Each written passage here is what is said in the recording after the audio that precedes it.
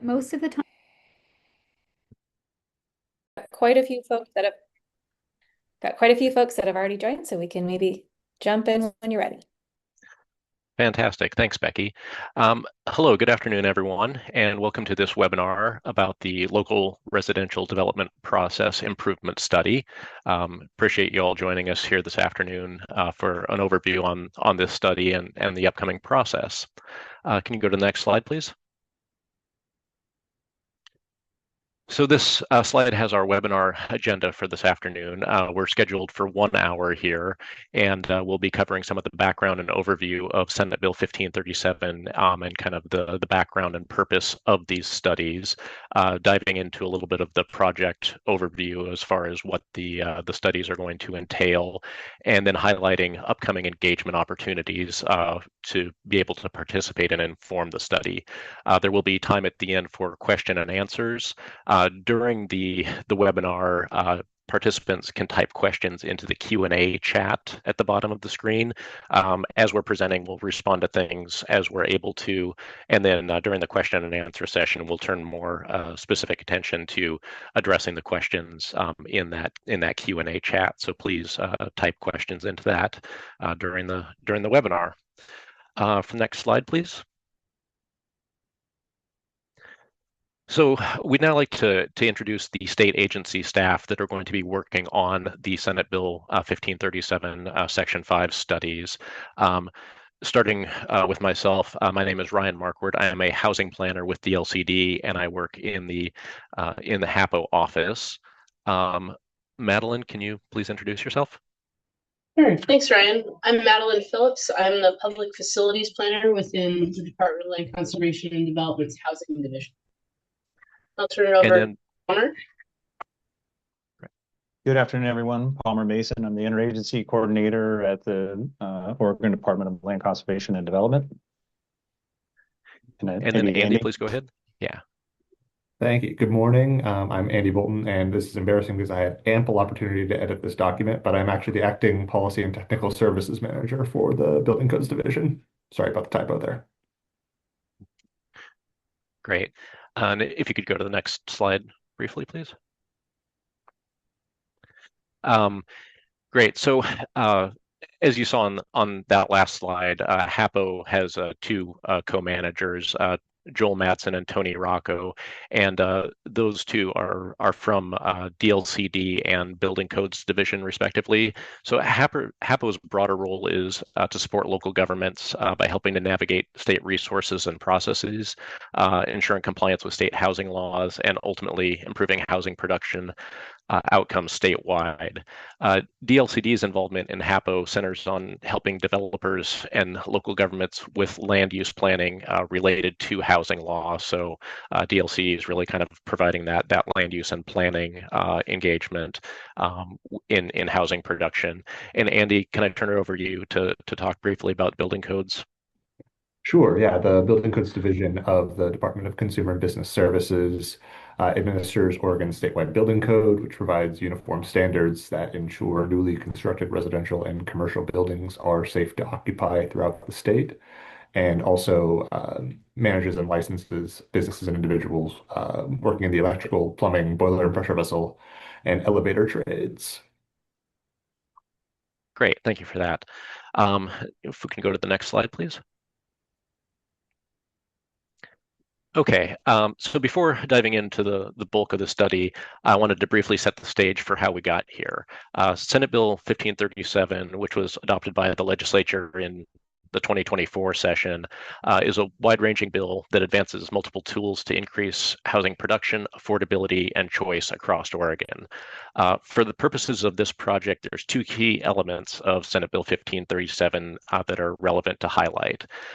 First is that the bill established HAPO, the Housing Accountability and Production Office, which again is a joint office administered by DLCD and Building Codes Division. So that's kind of the first point to touch on from Senate Bill 1537.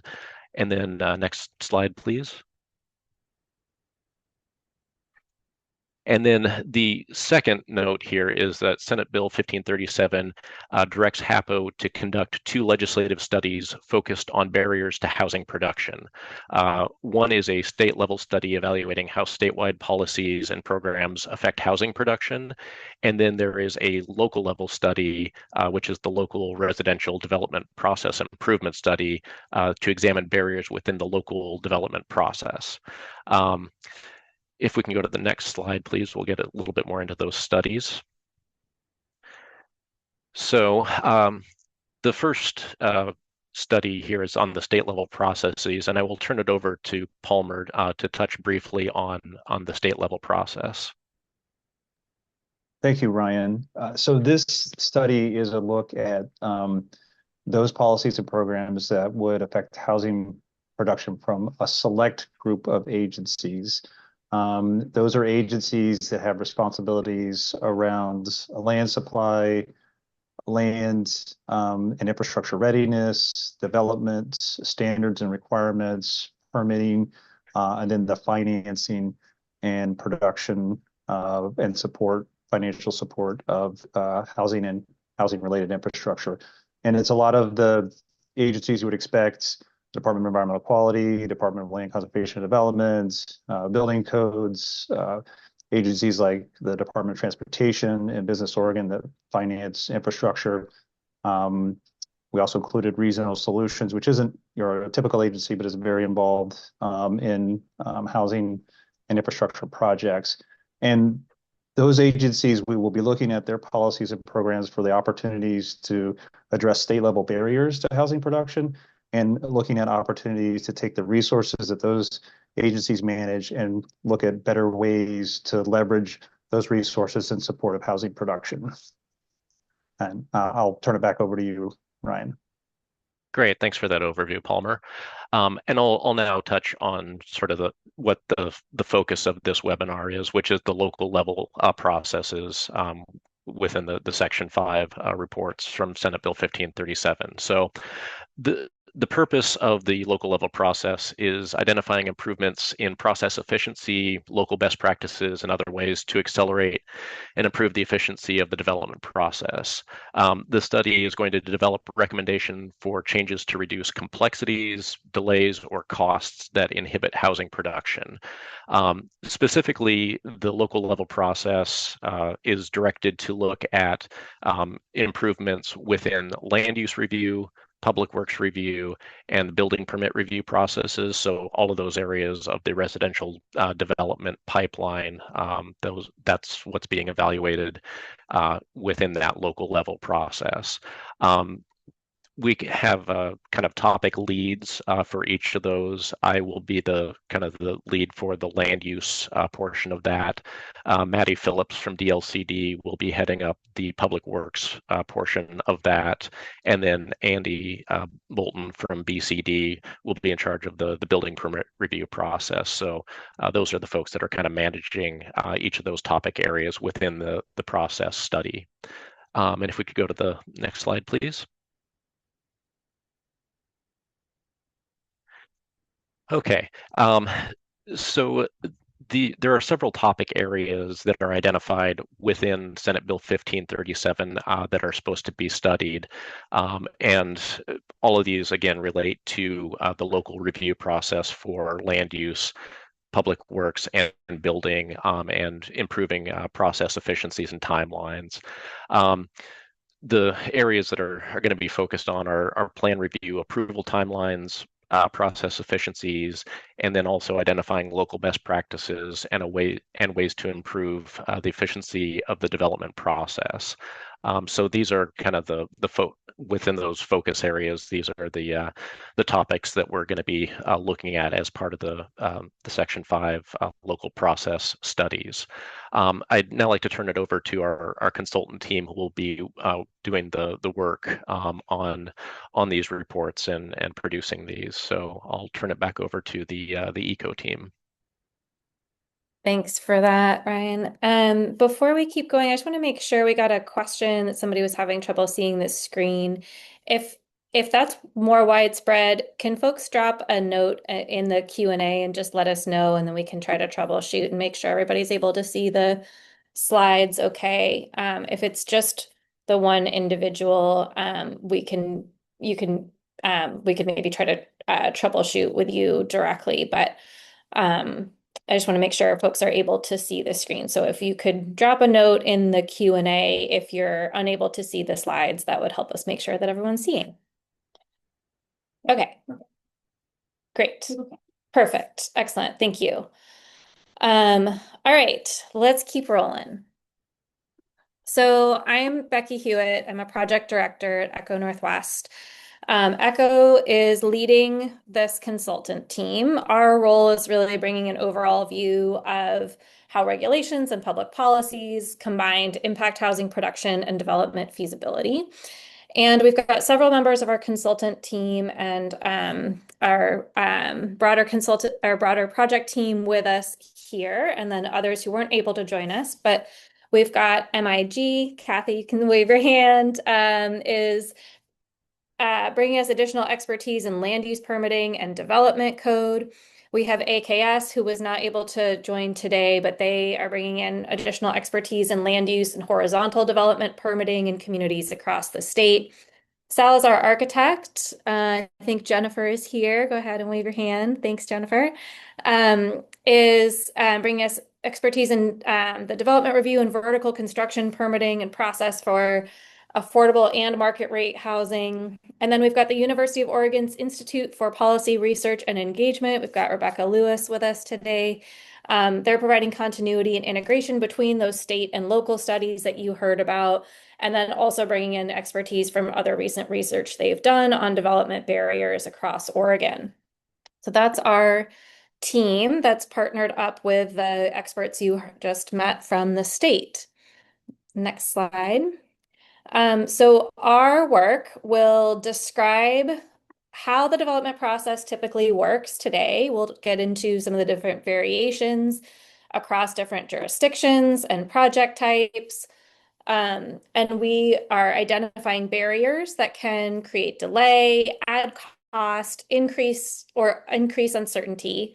We're starting that from past studies, building on that past work, and also drawing on the project team's own experience. And then we will be gathering additional information and some additional nuances through case studies, focus groups, interviews, and surveys so that we can learn from real projects and the boots on the ground experience of folks that have been doing this work across the state and for lots of different types of housing. We'll synthesize all of that and highlight the recurring and the particularly sticky issues and the best practices that emerge from our research that can improve clarity, coordination, and predictability in the review and permitting process. And then finally, we'll develop recommendations for how the state, local governments, and the development community can all contribute to improving and the process and implementing best practices more broadly and consistently. Next slide. So our scope, based on what is in the legislation, has three primary components. We're looking at all three of them individually, but then also how they relate to one another, how they intersect, and how their interactions can improve or hinder the overall process. So we're looking at land use entitlement, review and permitting, public improvements, so infrastructure review and permitting and the horizontal construction process, and then building review and permitting, the vertical component of the construction process. And we'll also be looking at how these three also intersect with things outside of the local review process, things that are happening at the state level, other things that are beyond the local government's control, but that do tie into one or more of these components. Next slide. On the land use side, this is just an overview of some of the things that we will be taking a look at. We'll be looking at all the different steps in the process from the initial inquiries and pre-applications through intake and completeness review, the review and decision-making process, including conditions of approval, and the coordination between the land use and the public works and building Um, and we'll be looking at lots of different types of land use applications and the different issues that can come up with those. That's everything from comp plan and zoning amendments, land divisions, plan development, adjustments, site plan review, etc. So lots of different types of land use reviews that we'll be taking into consideration in this study. Next slide. On the public improvements side, again, sort of trying to go through the whole process, all the way from pre-application through the conditions of approval that might come up in the land use process, into the review of the construction drawings for that infrastructure and the permitting, and then inspections, all the way to facility acceptance at the end. We'll be looking at how that process relates to other agencies, how it ties into the infrastructure requirements and proportionality in terms of what gets required, how it ties to public facilities plans, and what kind of standards are getting applied in that process. Next slide. On the building side and the vertical, again, looking from that permit application all the way through to that plan review and inspection to certificate of occupancy. And we'll be considering how that varies depending on the housing type and more so the applicable code, whether that's the residential specialty code or the Oregon structural specialty code, and whether there's differences. Well, we know there are differences, but what is different between the different construction methods, whether it's site-built, modular, or manufactured offsite? Next slide. So this project has a relatively compressed timeline. We owe a final report to the legislature no later than September 15th of this year. So we have already started our initial research and information gathering, and it will not be very long before we are reaching out to gather information from many of you through the spring, through focus groups, surveys, and interviews. And then we will be back with a public review draft of the report in July, looking for feedback on our initial findings and recommendations before we finalize that report for the legislature. Next slide. So we are going to be looking to hear from a lot of different folks from a lot of different parts of the state. We are looking for input from folks on the production side of housing, building, designing, and delivering housing. So that's both market rate and affordable housing developers, architects, engineers, other consultants who are working with those developers, the builders and general contractors who are actually creating the housing, and then land use planners and other development professionals that might be involved in the permitting and land use entitlement process. And then also on the public sector side, the folks who are reviewing, permitting, and inspecting housing development. So that's the planning staff, cities and counties, building officials and inspectors, public works and engineering staff, and potentially the attorneys and or land use legal advice that the jurisdiction is using. So that is an overview of our study. Where we go from here is you go to the next slide. So just a little bit more detail on what's coming and how you can be involved. So the focus groups are planned to get started in February, which is very soon. And we'll be trying to get some additional input about the nuances of the process and how things fit together, where those barriers are coming up, and how the different pieces of this puzzle are related to each other. We'll have focus groups that are focused more on the producers and ones that are focused more on the regulators and the different sort of departments within the public sector side. We are planning a survey to collect broader statewide input and feedback on issues and solutions.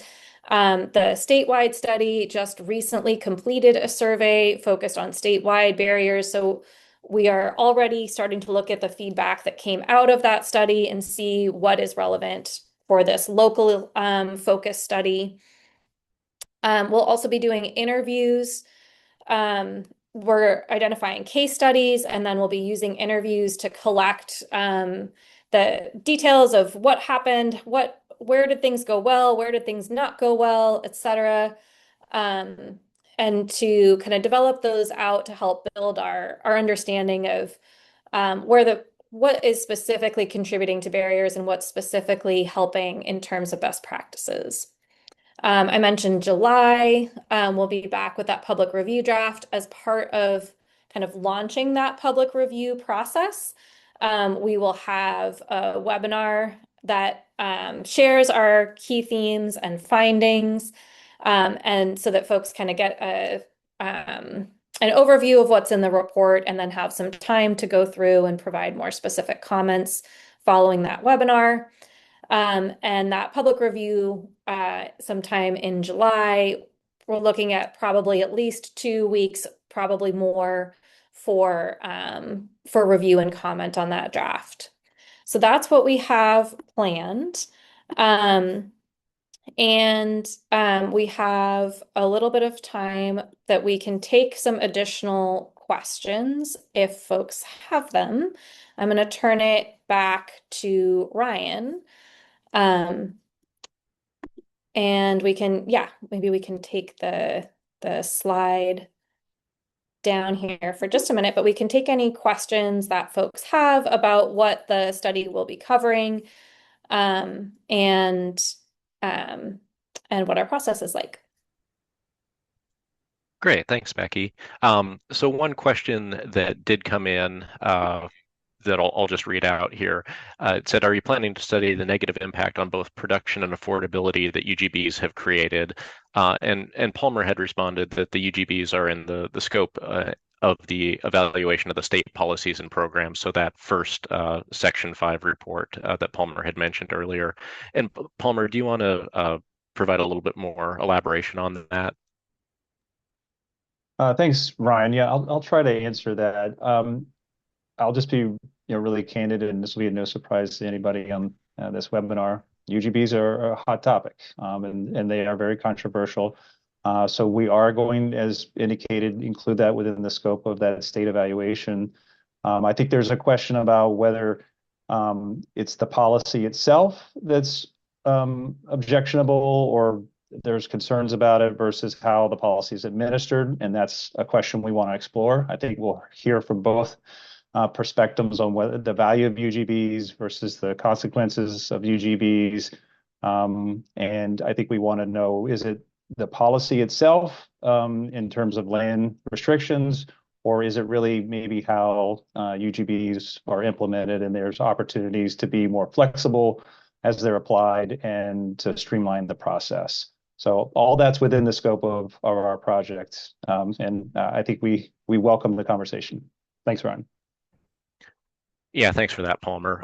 And kind of by distinction here, the study that we're talking about that the consultant team is working on is really kind of focused on the process, the improving the review process for land use, public works, and building permits. So there are obviously a lot of factors and pieces involved in increasing housing production, affordability, and choice, and some of those are being evaluated in other programs. This one is really, again, focused on those processes and having those improved where possible.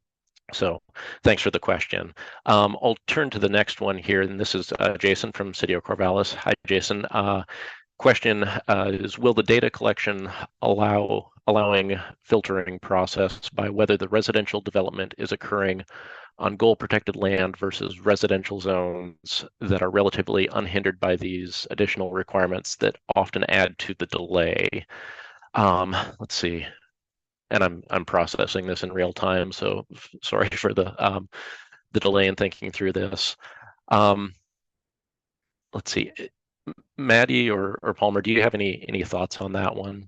And Becky, I see maybe you have. Be happy to get started, and I welcome Becky if you have more to share once I give a brief explanation. But Jason, I think your point is well taken, that there are projects that experience different different processing timelines because they involve more complex topics.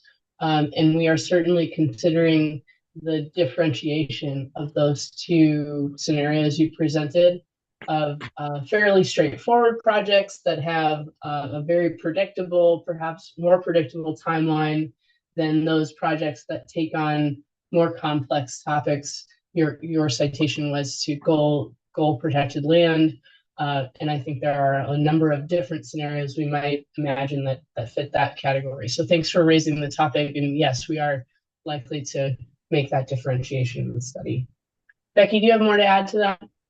No, I would just agree that I think in identifying barriers and in identifying challenges, we are going to want to be able to say which are challenges that are specifically tied to the regulations that implement those goal protections and which are unrelated. So I guess data collection and filtering implies like collecting lots of instances of things, and I'm not sure we will have that much. We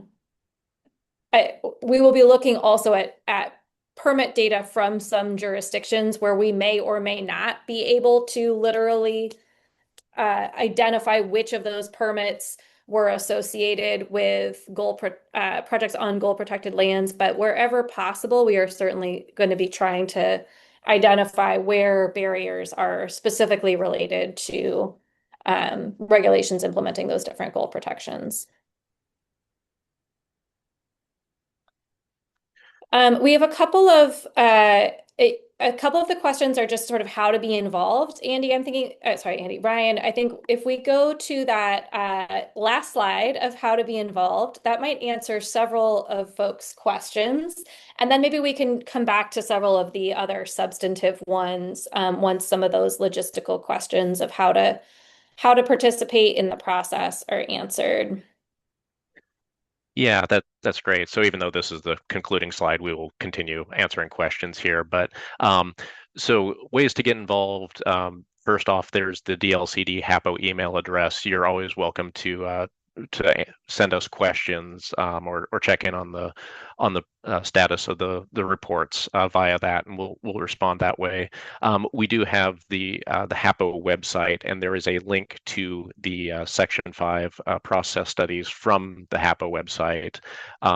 That is where we will be posting deliverables as they become available. So as the ECO team had mentioned, there are numerous kind of background documents and studies that will inform engagement. So those will all be available on that website and posted there.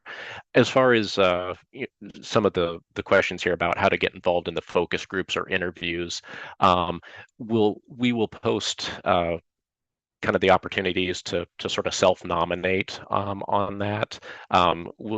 There are only so many interviews and focus groups that we're able to do through the scope of this process. So we'll kind of be asking folks who are to indicate their interest in participating in those.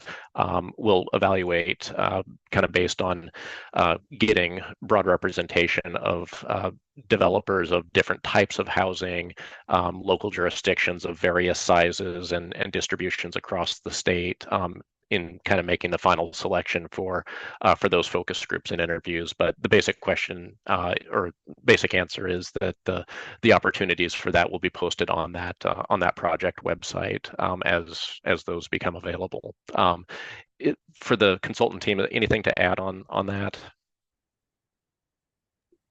No, I think I guess just in terms of interest in participating and sharing experience, I would say certainly if you have examples or sort of specific information you think could be helpful to the study, I would certainly invite folks to share it with through that email address, and then it could become a full case study. It could be sort of a example or anecdote that gets worked into the report. So if folks have information and examples they think are instructive or you have permitting data you think would be helpful for us to use as, for analysis. If you have information you think is helpful to this study, please do reach out. Tell us what you've got to offer. And we will do our best to incorporate as much of that as we can. As Ryan was saying, we have a limited number of interviews and focus groups we can do, and we really need to make sure we get a good cross section. But we certainly invite folks to share whatever information they have access to that could be beneficial to the study. Great, thanks for that, Becky. So moving back to the questions that are coming in via the chat, there is one from Tabitha Bichetti about fire marshals. And Andy, can you respond to that one? Yeah, we expect that at least in our BCD mailing lists, we have a decent coverage of local fire marshals within those lists, and we'll be using those lists as we start sending things out. And also, folks can obviously join up through those resources that was on that slide just now before it disappeared.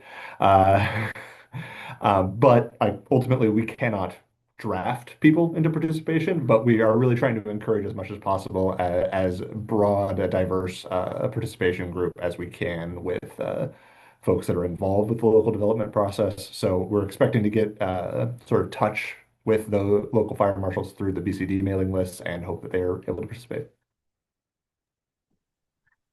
Great, thanks for that, Andy. This next question from an attendee says, how will you be able to efficiently identify local issues across the many different towns across the state? And that's a really great question. Thanks for asking that. Part of that is just trying to get the word out about this study as broadly as possible. So we've been pinging our local contacts at local governments, development lists, or list of developer contacts. So we're really trying to reach out as broadly as possible to get that broad geographic representation across the different regions of the state and across different size jurisdictions, small, medium, and large, so that we're getting a comprehensive picture of what types of delays and challenges there are in different areas of the state and across those different jurisdictions.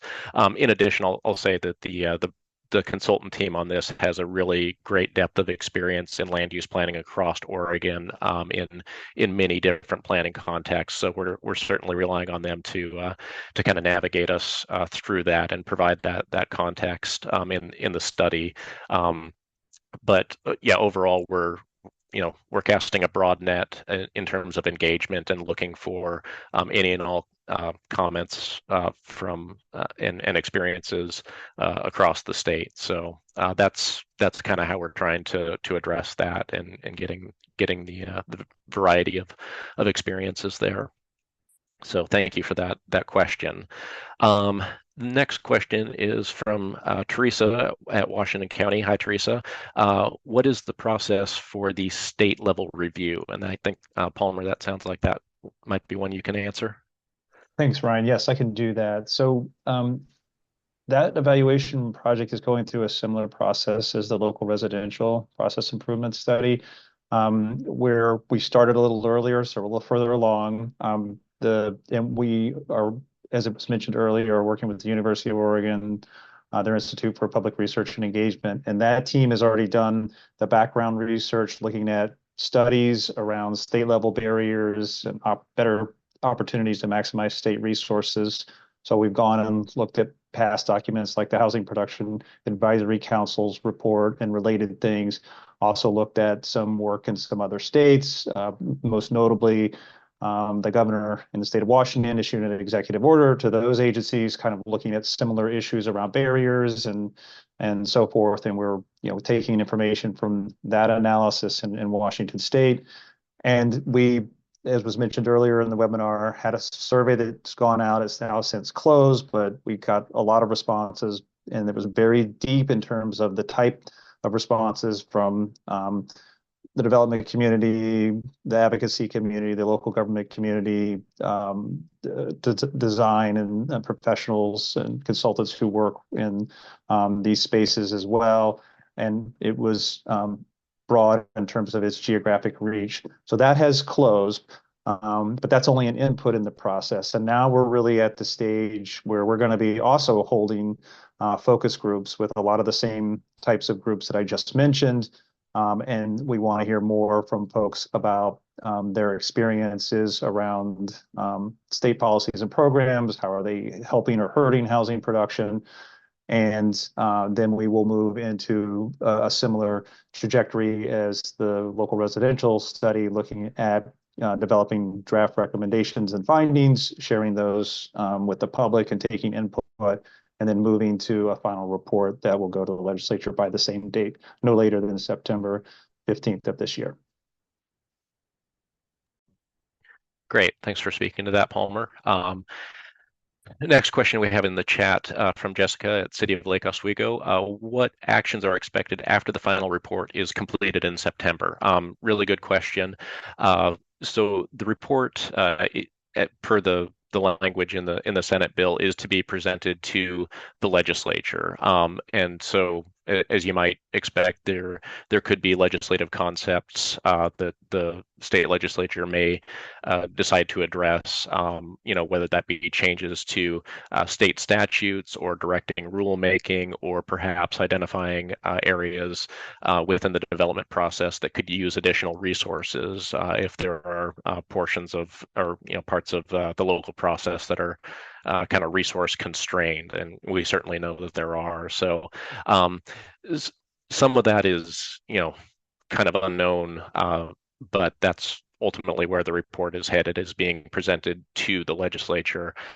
We do also want to have the report kind of highlight best practices as well. So if there are areas where a particular jurisdiction has really done a great job with integrating, let's say, building permit and public works review to speed up the process, we do want to highlight those as well in the report, and kind of encourage those as examples that, or pilots that that local jurisdictions can kind of mimic or copy, just on a voluntary basis, to try to improve their own processes. So while there is that legislative component to it, again, we do want to highlight areas where things are working well, and kind of encourage adoption of those kinds of processes. Is there anyone else on the project team that wants to add on to that?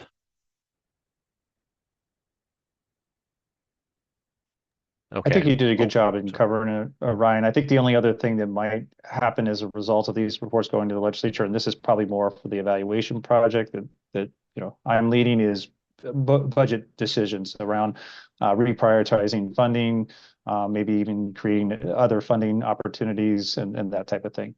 That's all I'd add.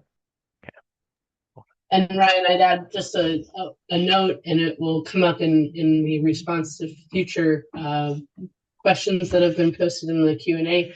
The results of this report will feed into some of the future rulemaking work that the Department of Land Conservation and Development is working through, particularly related in response to House Bill 2138 and the rulemaking that will begin soon on that topic. But I'll touch on that as we get into that specific in a moment. Great. Yeah, thanks for adding on to those on the response there.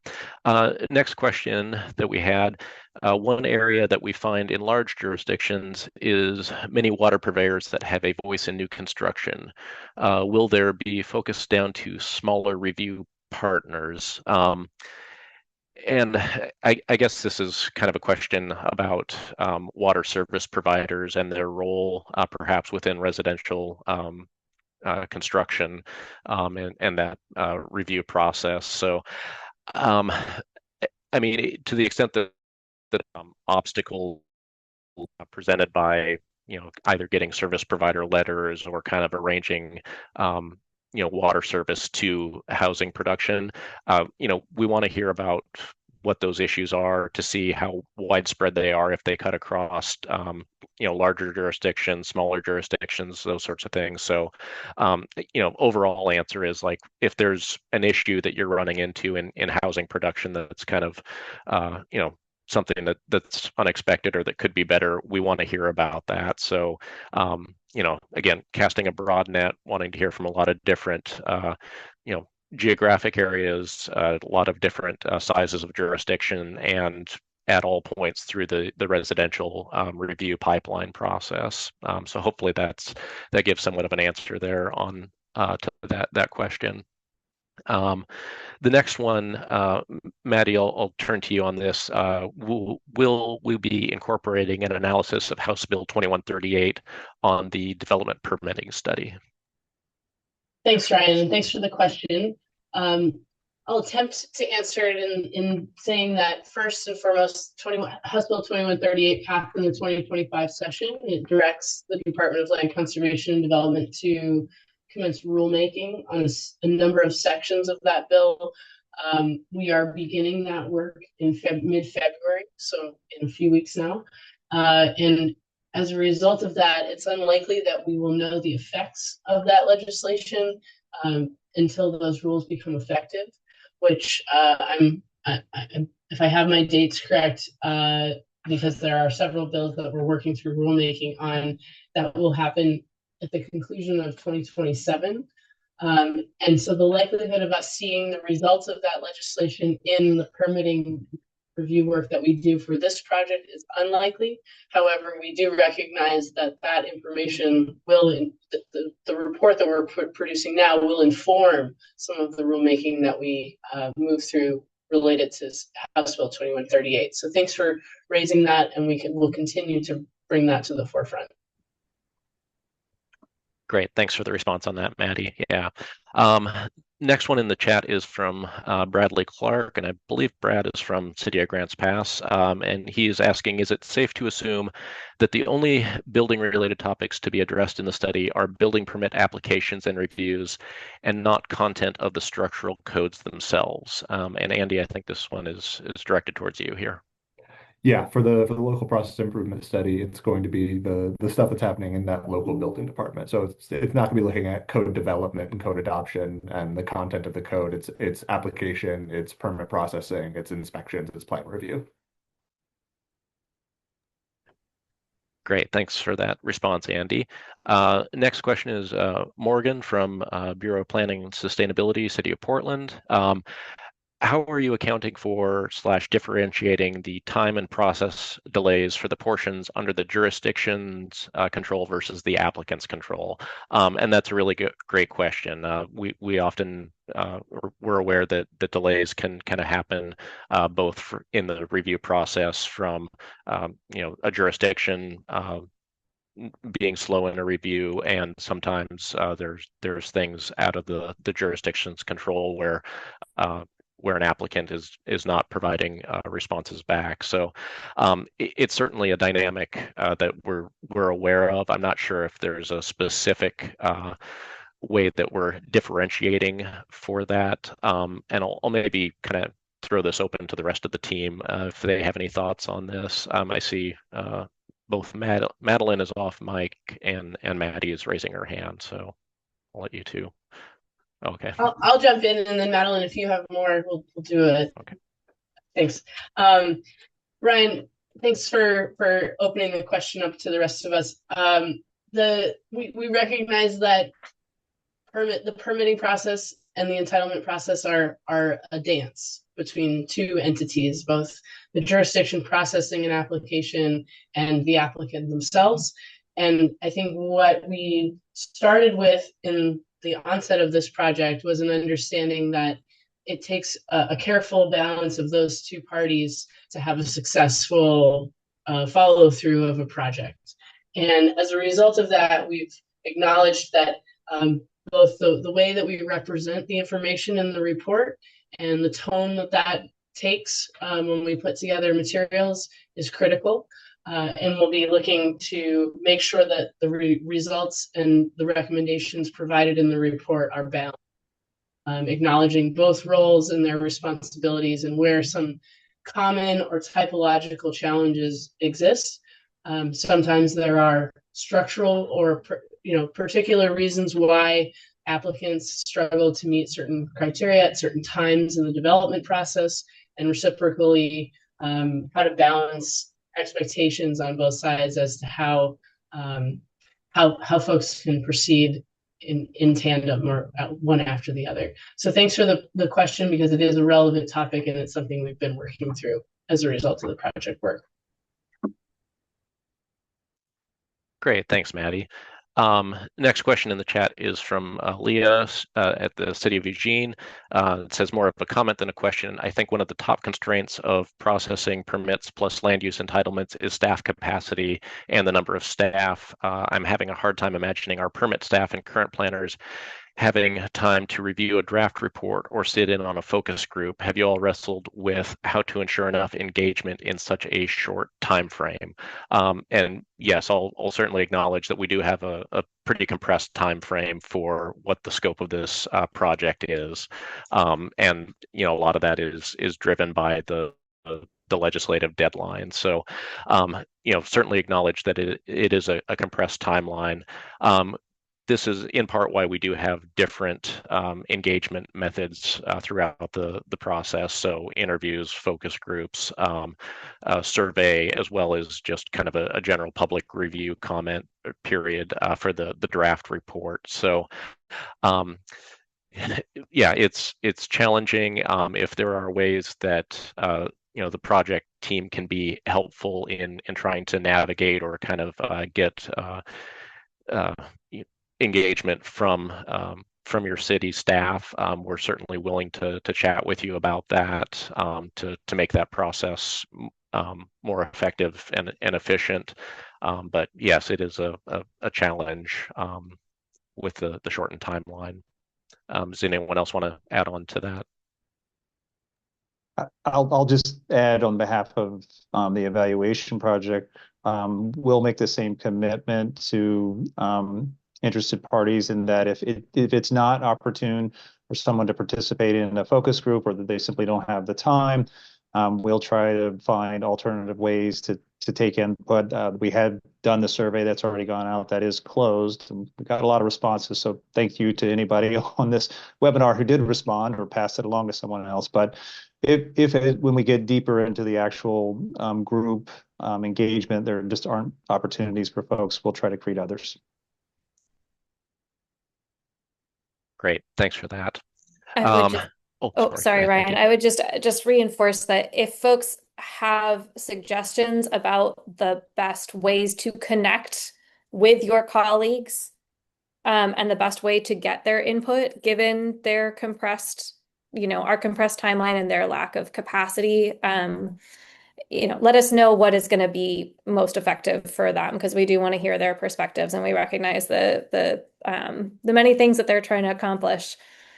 So let us know if you have suggestions of how to get their voices into this project in the time that we have. Great.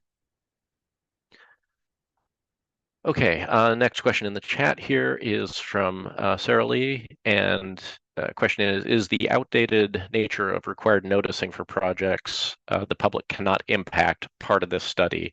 And I'd say yes. If there are projects where you've experienced delays related to public noticing where there doesn't really seem, if it's just clear and objective standards and no real role for the public to be able to comment on something, we do want to hear about that. Those are parts of the process that go slower than they might otherwise need to, based on the outdated noticing requirements. So yes, please let us know about those.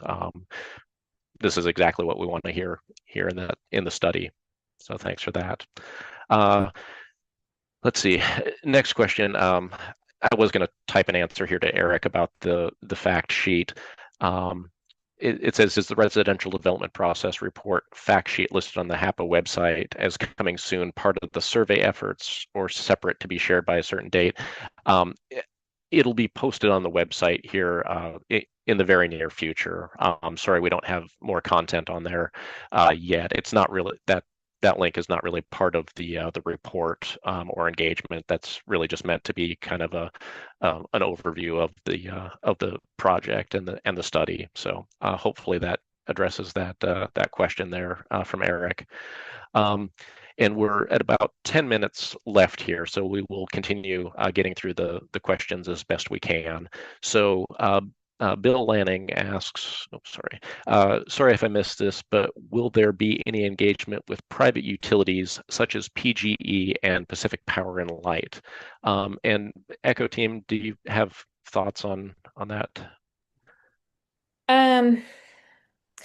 It's not specifically a focus of the study, but that said, it's part of that sort of constellation of things outside of the local government's control that certainly intersects with the things the local government is doing.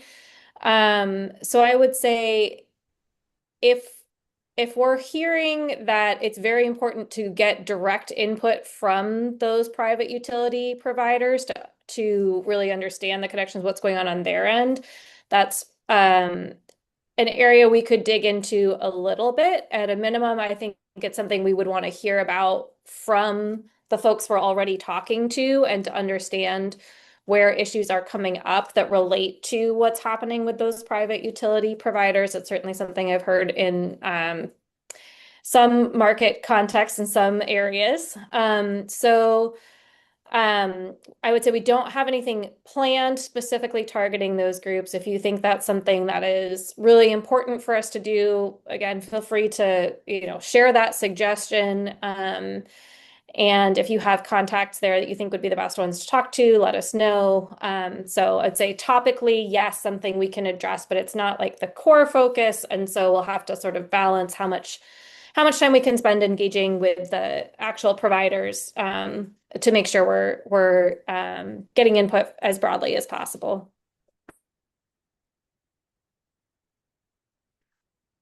Great, thanks, Becky. Let's see, just going down the list here. There's a post here that says, I second Tabitha's point about small builders versus production builders. I've been in the field since 2000, and there's a massive difference between what small scale builders, developers need and what the HBA and production home developers are lobbying for. If we were looking to get a variety of housing products and more infill, we need to keep those smaller firms in business and thriving. Great point, and thanks for raising that. Question from Teresa at Washington County again. Is the focus on urban areas or will it extend to rural areas? This is really intended to be within the urban growth boundary. I don't think it's stated anywhere in the statute that is directing us to do these studies, but yeah, really the focus is on housing production in urban areas. So thanks for that question to clarify that. Ann Kelly from Washington County. Hi, Ann. Will there be consideration of the lack of clarity or apparent conflicts in parts of state provisions as they complicate local adoption of clear and objective housing standards? I mean, to the extent that those conflicts or directives from the state are causing local delays in processing, yes, that is something that we want to hear about. So, kind of a general answer to all of these things about, will the study consider? Yes, bring those to our attention. We want to hear about all of the different delays, hangups, challenges in the residential development process, experienced by developers, experienced by local government staff. So yes, I mean, whether those ultimately get responded to in the report or carried forward, that'll be yet to be seen. But we're kind of, again, casting a broad net and wanting to hear about all of the things that are causing delays in the review for housing production. So thanks for that question, Ann. Next Brian? Question. Yes, go ahead. Sorry, Palmer. Apology for the interruption. I just wanted to elaborate on your response, and I totally agree with you. Yes, we'd like to hear about those potential conflicts between state rules or program requirements and local rules and requirements. As Ryan said, we're casting that broad net. We want to hear about those opportunities. Some of those may actually move over to the evaluation project that I've been talking about throughout this webinar, and that might be the place where we kind of drill in and look at, are there opportunities to address a barrier or provide more program support or clarity around implementation of state requirements. So we are very interested in those. Thanks. Thanks, Palmer. Yeah. Next question here. Are programs proposed to assist local jurisdictions with infrastructure upgrades to keep pace with service demand? I know there there were some infrastructure funding initiatives from the legislature, and Palmer, can you maybe touch on those briefly? Yeah, I could try to address this question. In the context of the evaluation project, I don't really see that project talking a lot about new revenue sources, but I think we want, in that context of that study, draw attention to the infrastructure deficits that we've had and that have only been complicated by the spike in inflation. But in the evaluation project, the opportunity is less about new revenue and more about the revenue and the resources that we have and using those more effectively. So if there are ways for us to do that, for the state to say, rather than spend in program A, but spend in program B, put more money in program B, that's the type of example that we want to hear. Or maybe the state should be spending money in this way. Let us know what that is. Or if the money's available, but we can't access it because the state makes it complicated to access that money, we also want to know about that. So it's those type of examples and scenarios that we're interested in the evaluation project. Great. Thanks, Palmer. So let's see. Only a couple of questions left here, so we might be able to get through these. One is this is more of a comment. I know Becky touched on this slightly, but it seems like it's going to be extremely difficult to get good data when the legislative framework and therefore codes and processes keep changing, including very dramatic changes recently that will not have had a chance to be impactful in more than a couple of developments. And yes, that's a great observation. There have been a lot of changes in the middle housing space and other housing laws from the state, and that those are challenging to implement, and certainly acknowledge that. And I think just due to the timeline, this will kind of have to be a snapshot in time of where things are right now, and we know that there will be future changes too. So the engagement and then the study and report are going to have to to kind of acknowledge that context and also sort of forecast what changes are yet to be implemented from legislation that's been recently passed. So great observation, and something we'll have to pay attention to during the study and the report. And then last question here, I noticed proportionality of infrastructure requirements related to vertical development was mentioned. Does the team foresee that this study might include specific recommendations from DOJ to support local jurisdictions' policymaking on this issue? Generally, I will say that I don't think we're going to have DOJ staff weighing in directly with local governments on proportionality issues. There's numerous reasons why that's the case. But to the extent that we might be able to kind of provide recommendations on proportionality findings and sort of navigating that whole process between local governments and private developers, if there are ways to improve that, to make it go more quickly, we would certainly address that topic within the study, kind of in that context. Does anybody else have thoughts to add on that one here in the last couple of minutes? Brian, I could just provide a little rejoinder there. Proportionality is certainly a concern or a topic of interest, and I understand that has a great bearing on the ability for projects to pencil out, and sometimes is the reason why projects don't proceed. And so those are the types of projects that this study is hoping to identify and examine a little bit further to understand where and how those proportionality challenges presented, and then further how to either bring them up sooner in the process of pursuing a development and or identify strategies that communities might pursue to better balance the proportionality of offsite infrastructure expectations. So to the attendees' question or comment, I think that proportionality is a very important topic that the study will at least identify and touch on. It may not provide solutions, as you might suggest that policymaking might resolve, but it will certainly at least acknowledge that challenge and better explain it. Great. Thanks for that addition, Maddie. And can we bring up that last slide that just has the contact info as we're at time here? So wanted to thank everybody that has attended, and thanks to folks for hanging with us through the presentation and all the really great questions. Again, the HAPO email address is a way to reach out. The website for HAPO and the project page has been posted in the chat. So yeah, I think folks know how to get a hold of us. Watch for notifications and from the project team about these engagement opportunities that the consultant team has presented. Yeah, lots of work ahead. We're excited to engage with everybody on these topics, and looking forward to future conversations on this. So thanks, everyone.